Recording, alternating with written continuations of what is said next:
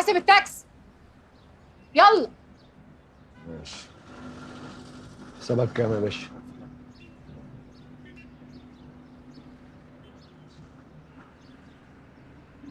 يا دكتور الطلة الحلوة اللي على الصبح دي كفارة. اخرس، وطي صوتك، حد يكون سامعنا. انت اتجننت يالا؟ أنا برحب بحضرتك بس يعني. ايوه كده اتعدل. الحمد لله على السلامة يا دكتور. قول لي يا واد، في حد في الشارع هنا حس باي حاجه؟ أنا على الحرام من ديني ما قلت لحد على حاجة، بس يعني ايه ما تنطق؟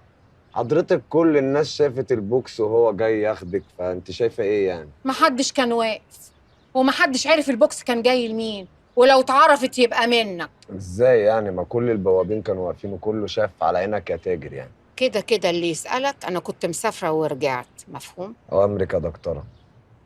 امال فين بواب الغبره؟ مش شايفاه يعني؟ هتلاقيه زمانه جاي، بس خلي بالك الراجل ده ما بيبلش في بقه فول، أنا بقول لك أهو. انت هتصاحبني يالا؟ طب بص حضرتك، انا الايجار بتاع حضرتك معايا في جيبي، تاخديه دلوقتي؟ بعدين نبقى نتكلم في الموضوع ده. ماشي. الحمد لله على السلامة يا دكتورة. ايه ده؟ البت دي لسه عندك؟ لا، ما دي بقت الجماعه بقى يا دكتوره. يخرب بيتك، انت اتهببت اتجوزت امتى؟ وجبت الفلوس منين؟ كلها بتتدبر يا دكتوره، في ايه؟ كله بيتدبر. ما ليك قاعده معايا بس اما فوقلك. ماشي. انا جاي من السفر تعبان، هطلع استريح. اتفضلي.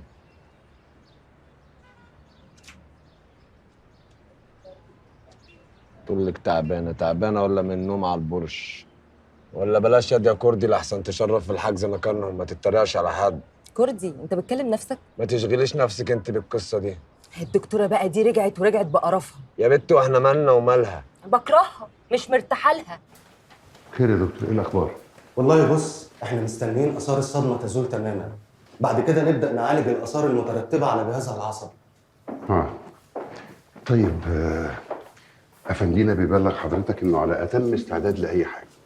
يعني لو حضرتك محتاج اي علاج، اي دواء من اي مكان في العالم، احنا ممكن نجيبه في خلال 48 ساعه. لا ما تقلقش، وبلغ عز بيه ان احنا عندنا كل حاجه، والفتره اللي جايه هيكون في تقدم في العمليه. في الحالات اللي زي دي مهما كثفت العلاج، الوقت بيكون هو العلاج الحقيقي. طيب احنا متشكرين جدا واسفين ان احنا تعبناكم معانا. لا تعب ايه، ده شغلنا، بس يا ريت الباشا يبقى يعدي علينا. والله افندينا حالته الصحيه ما تسمحش انه يتحرك. لو حضرتك محتاج اي حاجه انا تحت امرك.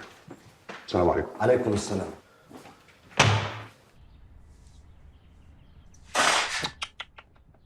بلاش بلاش يا راضي، كفايه كده. ازاي بس يا افندينا، انت هتفضل قاعد في الضلمه كده؟ لازم عينيك تشوف النور. انا جيت البيت ده مخصوص يا راضي عشان ما اشوفش حد. مش عايز حاجه تفكرني. ضلمه بقت جوايا خلاص يا راضي مهما فتحت في شبابيك. يا فندينا بس اللي بيحصل ده كتير قوي كتير. انت كده بتنتحر بالبطيء، حرام عليك نفسك. عارف، اي حاجه في الدنيا ممكن تحصل لي. مش كفايه اي وجع ممكن احس بيه، مش كافي للي انا استاهله.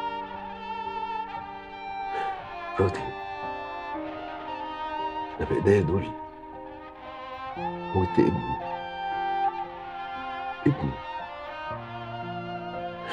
بايديا دول خلتني زي الشجرة اللي ما بتطرحش. قول لي يا راضي، هو ثروتي دي كلها هتروح فين؟ ها؟ بعد الشر عليك يا فندينا، بعد الشر عليك. ربنا يبارك لنا في صحتك وفي عمرك. انا بايديا دول موت ابني. عايز الدين نديم اكبر رجل اعمال في مصر موت ابنه بايده.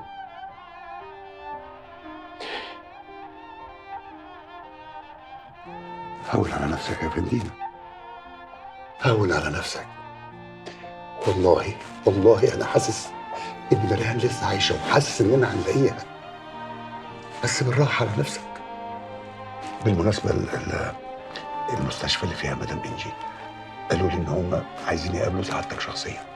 روح لهم، روح لهم يا راضي، وأي حاجة عايزينها أعملها فورا. راضي قفل الشبابيك دي وسيبني من فضلك. حاضر يا فندم، حاضر.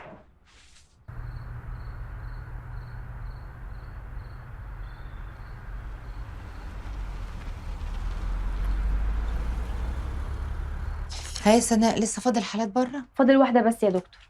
جت قبل كده؟ لا أنا أول مرة أشوفها. طب خليها تدخل. حاضر.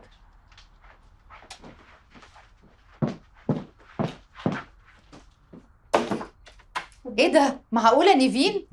اهلا يا حبيبتي. ازيك يا راجي، عامله ايه؟ الحمد لله. تعالي اتفضلي، تعالي نقعد جوه احسن، انتي مش غريبة. انتي دفعتي كشف وعملتي فيها ضيفة وكده. معلش يا راجي، انا النهارده جايلك زي اي مريضه.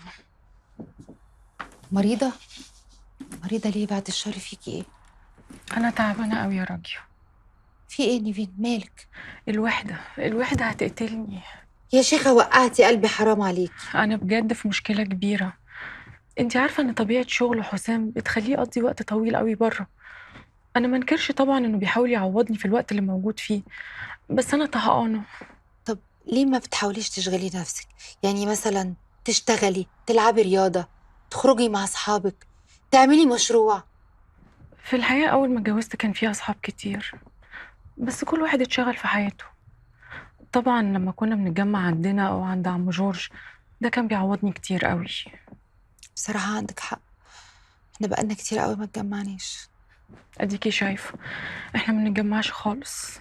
عندك حق، بس انتي شفتي بعد اللي حصل عم جورج اكتئب، وبقى صعب قوي ان احنا نطلب منه ان احنا نتجمع عنده.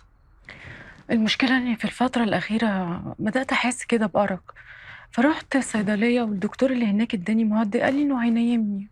ازاي تعملي كده يا نيفين من غير اشراف طبيب؟ وازاي اساسا ما اتكلمتنيش؟ والصيدلي ده ازاي يديكي حاجه من غير ما يرجع للدكتور؟ انتي كده ممكن تدخلي في مرحله ادمان. يا خبر، يعني انا كده بقيت مدمنه؟ لا طبعا، بعد الشر عليك يا حبيبتي. بصي، احنا هنشوف ايه المهدئ اللي انتي خدتيه ونحاول ندرجهولك ونقلله بقدر الامكان، وهديكي جنبه شويه فيتامينات، وان شاء الله هتبقي زي الفل. ميرسي قوي يا راجي، انا مش عارفه اقول لك ايه. يا ستي ما تقوليش حاجه، المهم تبقي كويسه. وبعدين عيب قوي ان انتي تدفعي الكشف بره، تاخدي الكشف وانتي خارجه، احنا اخوات. ايه بتبصي لي كده ليه؟ عشان عارفة كويس قوي انت جايبني ليه وعايز تسألني فيه. يا سلام، ايه جايبك ليه يعني؟ اكيد طبعا عايز تسألني عن راجي، ظروفها ايه واخبارها ايه واخبار جوازها ايه، والطفل ده خلفته امتى وكل الكلام ده. غلط، انا مش عايزك عشان خاطر الموضوع ده خالص.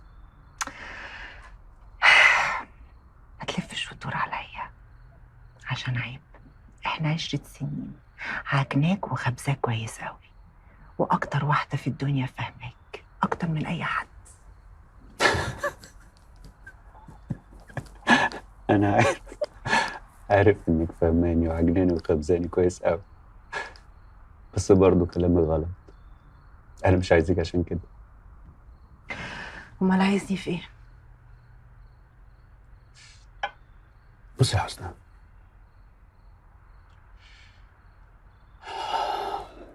انت فاكره اللي حصل بيني وبين راجع زمان؟ انها سابتني، خلت منظري وحش قدام نفسي وقدام كل الناس، وبعد كده راحت اتجوزت اللي اسمه حسن ده، ولما عرفت انه بيخونها وراح اتجوز عليها طلبت منه الطلاق واتطلقت. يمكن ساعتها كنت فاكر ان راجع ممكن ترجع، بس ما رجعتش. قررت انها تسافر سفريه ملهاش اي 30 لازمه، وغابت فيها غيبه طويله قوي. المفاجاه بقى اللي عايز اقولها لك ان من قبل ما تسافر راجع وانا قررت خلاص راجع لازم تخرج من حياتي، وفعلا خرجت من حياتي للابد. طب ممكن اعرف انت جايبني ليه النهارده؟ جايبك النهارده عشان خاطر اعتذر لك اقول لك ان انا مقصر في حقك قوي.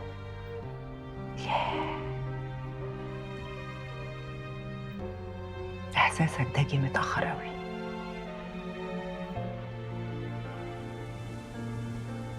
عشان كده بقول لك سامحيني. النهارده بقى انا جايبك عشان خاطر تكلميني عن نفسك وبس. نعم.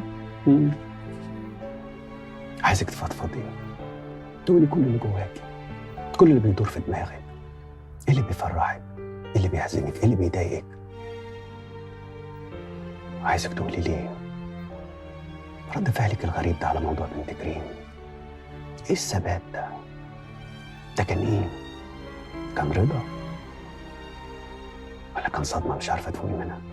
ياه، بقالي مدة كبيرة قوي ما حدش سألني عن نفسي ولا قال لي أخبارك إيه ولا عاملة إيه يا حسنى.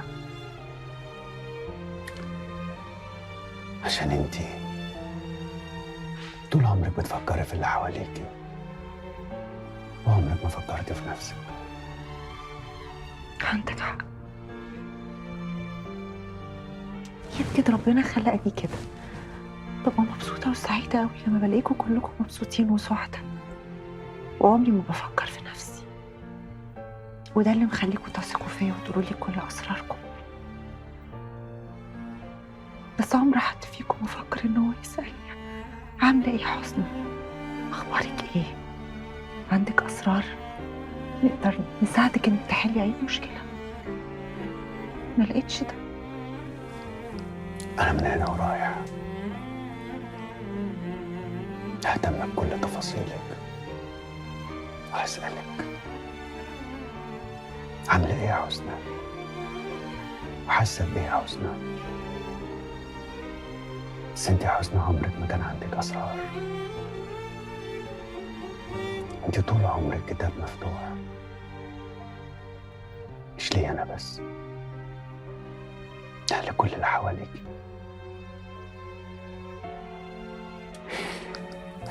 يمكن السر الوحيد كان موضوع بنت كريم بالنسبة لي علامة استفهام لسؤال ملوش إجابة خالص.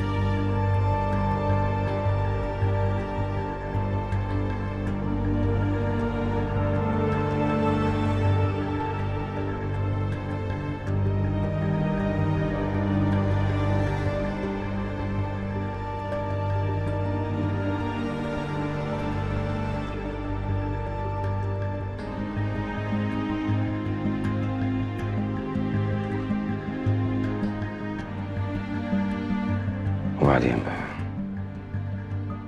مخبي الواد ده فين؟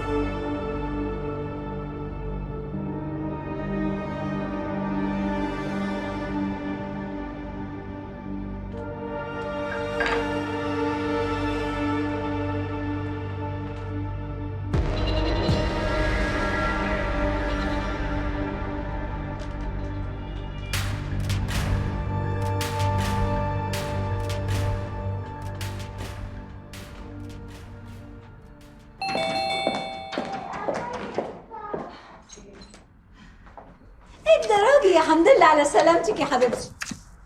الله يسلمك يا ماما، الله يسلمك. ازيك يا راجل؟ اهلا يا هدى، ازيك؟ بتقوليها كده ليه؟ هو انت زعلانه ان انا رجعت؟ لا ابدا، ازاي؟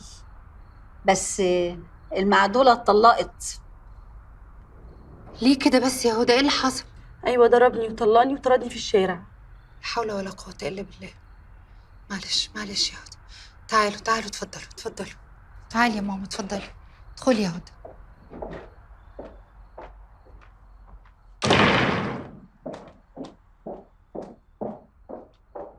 اقعدي بس كده واهدي واحكي لي بالظبط ايه اللي حصل.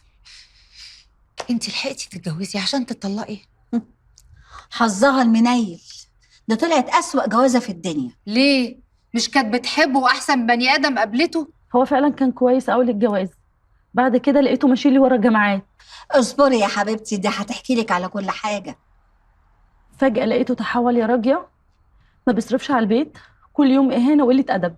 فجأة كده؟ يا ريت وقف لحد كده، ده كل يوم بيمد إيده عليا، شايفة؟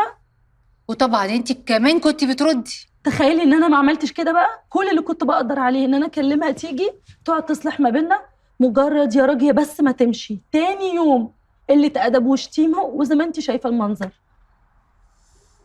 جبتيهولنا من أنهي مصيبة ده يا هدى؟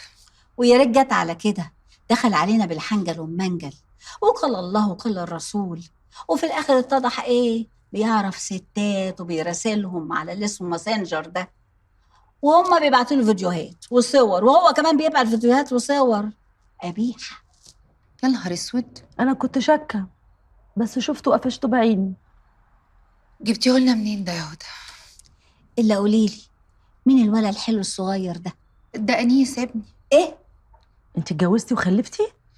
أيوة أنا اتجوزت وخلفت وطلقت. إيه ده؟ كل ده من ورانا؟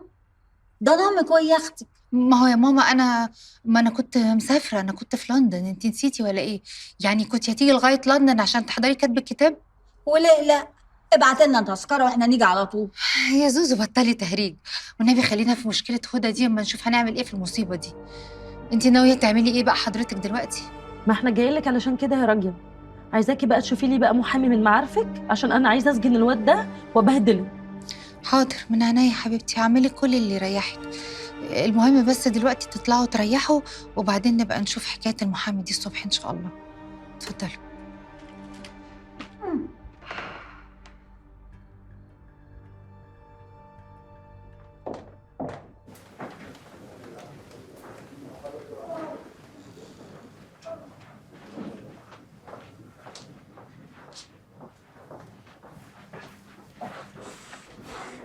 صباح الخير. صباح النور يا فندم. كنت عايز اعمل تحليل دي ان ايه. تحت امرك. حضرتك معاك العينه؟ اتفضل. استاذنك بس املى بياناتك هنا يا فندم. كم؟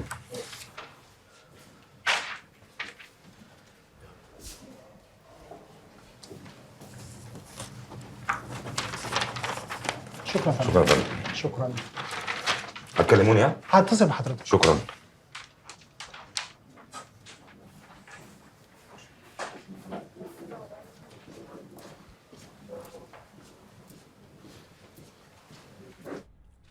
كل يا باشا من ده لو سمحت بقى. طب ده لو سمحت. اتفضل. لا جميل، انتوا هتفضلوا باصين لها ولا ايه البتاعه دي؟ وفي ايه يا جماعه؟ خد يا سياده اللواء عشان اخويا ايه؟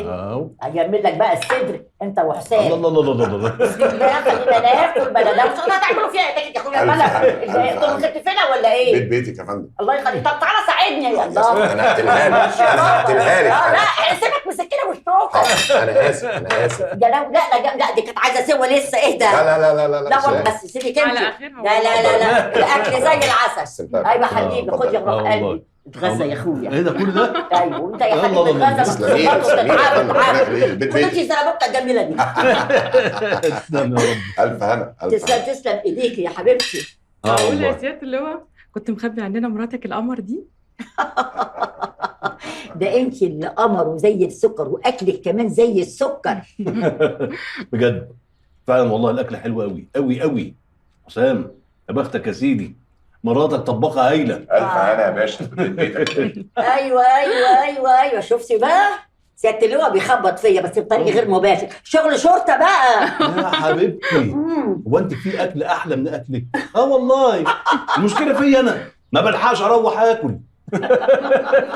يا باشا مسؤولياتك كبيره قوي يا باشا، بس انت قدها وقدود، كان الله في العون. اهو اهي مرات الظابط دي الناس بصلها على الفاضي، ما يعرفوش انها تماجي لوحدها، ما فيش حد معاها، حتى لو راحت نادي الشرطه برضه لوحدها من غير جوزها.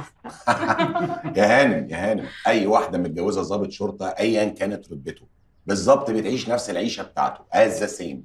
هو متوتر فيه توتر عندها، هو مشغول وفيه، فالحياه كلها يا اما قاعده لوحدها يا اما في توتر وقلق. ربنا يكون في عونكم انتوا كمان والله. والله طبعا يا حسام احنا بنخدم بلدنا تحت امرها دايما، ما نقدرش نقصر في حقها. طبعا يا باشا.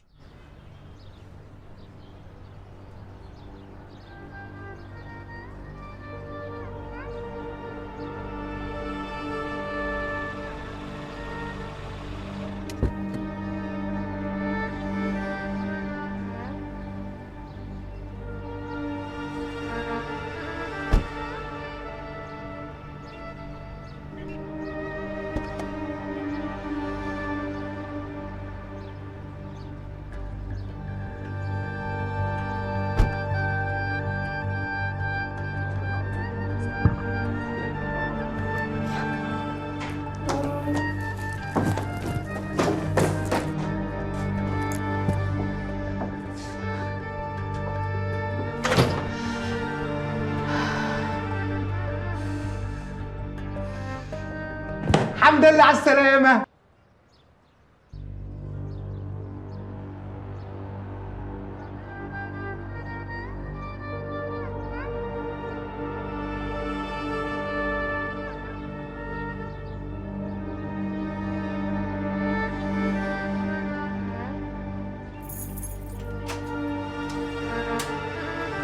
يلا يا استاذ انيس، فين بقى اللعبه؟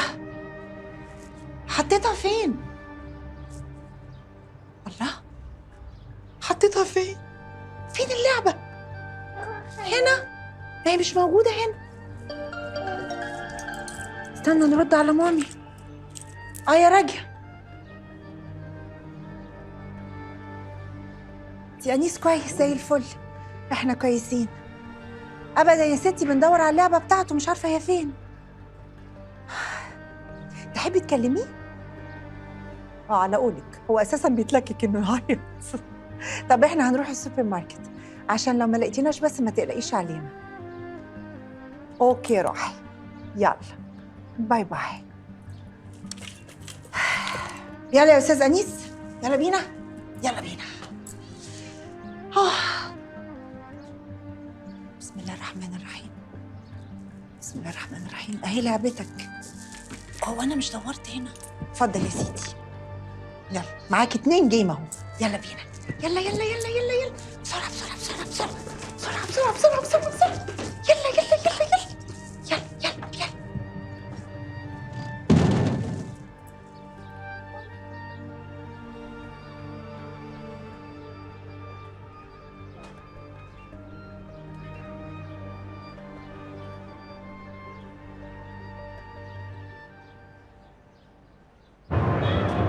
باشا بالنسبه لبؤره المخدرات الجديده اللي ظهرت، المصادر بتاعتي قالت لي على كل التفاصيل اللي هناك زي ما بلغت سعادتك بالظبط.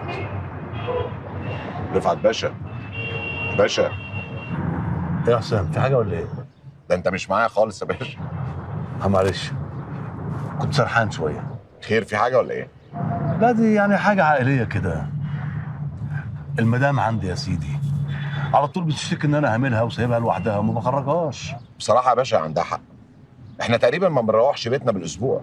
الله، وانت عندك نفس المشكله ولا ايه؟ اكيد طبعا يا باشا، وتقريبا دي مشكله ضباط البوليس كلهم، خصوصا اللي شغالين في مراكز حساسه زينا. فعلا مش عارف احل المشكله دي ازاي، وبصراحه كده هي عندها حق. طب انا عندي حل يا باشا، طالما المشكله مشتركه بيننا احنا الاثنين، انا ممكن اعزمك على الغدا بعد اذنك الجمعه الجايه عندي، ونعرفهم على بعض ونقول ان دي احتفاليه بان احنا رجعنا الجهاز مره تانية. فكره حلوه، واحنا فعلا ما احتفلناش بيها، وهتبقى تلكيكه ونعرفهم على بعض. تمام تمام، فكره حلوه قوي يا حسام. خلاص يا باشا، انا مستنيك الجمعه الجايه على الغدا. اتفضل صاحبي، اتفضل اتفضل اتفضل يا باشا.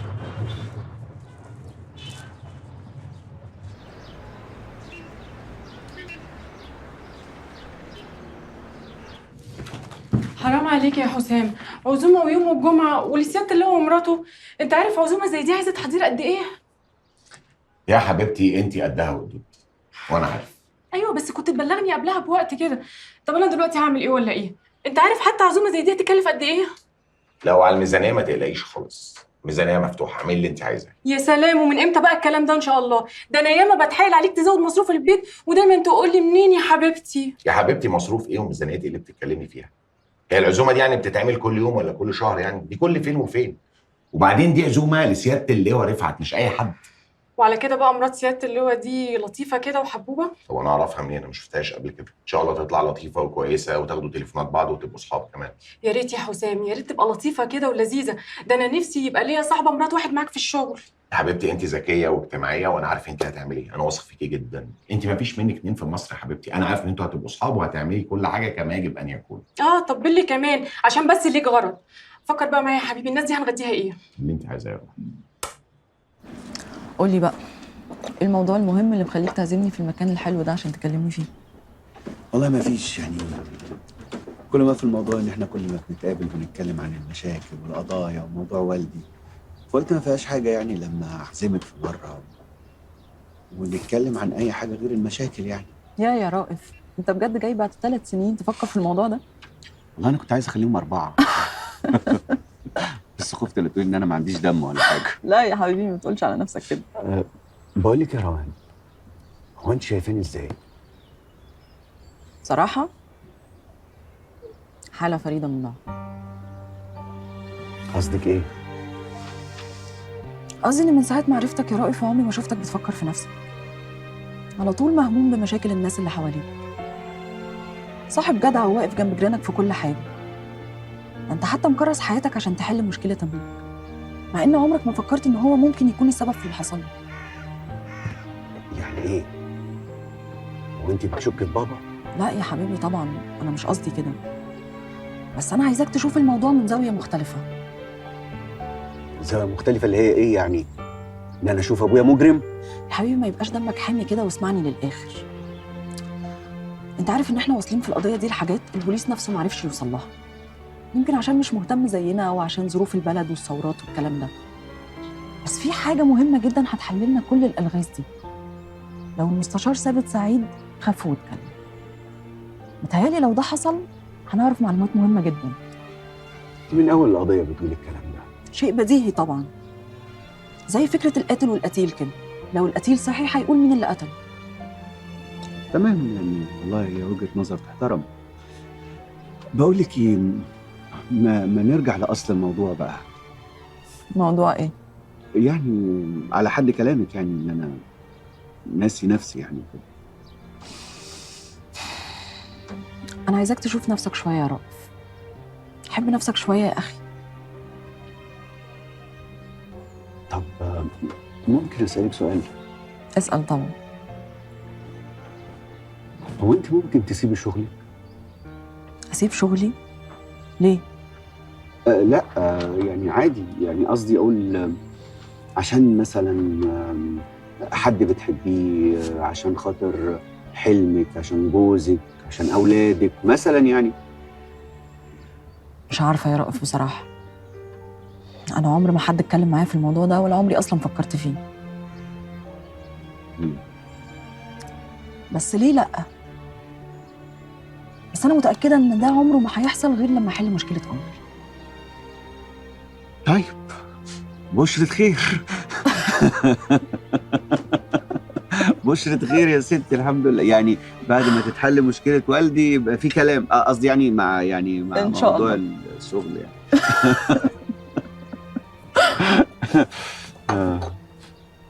عامل ايه دلوقتي يا عم جورج؟ طمني عليك. نشكر ربنا يا ابني. عم جورج، انت عارف ان انا زي بنتك. ارجوك لو في اي حاجه محتاجه اطلبها مني. كتر خيرك يا بنتي. حسن قامت بالواجب، جابت لي واحده تنظف لي وتغسل لي الهدوم. اما الاكل بقى فديني مقضيها دليفري. طب ايه رايك بقى اجي بكره واعمل لك كام اكله كده على ذوقي؟ كتر خيرك يا حبيبتي. الاكل خلاص ما بقالوش طعم في بقي، ما بقتش تفرق. بقول لك يا عم جورج، انت مش عاجبني بالطريقه دي خالص. انت لازم تساعد نفسك اكتر من كده بصراحه. بص، انت عارف ان انا زي ابنك بالظبط. هقول لك حاجه بحكم شغلي. احنا في ظروف البلد اللي احنا فيها اليومين دول كل يوم والتاني بيقع شهيد زميل لينا، والشهيد ده بيبقى سايب وراه ام وزوجه وابن وابنه. محتاجين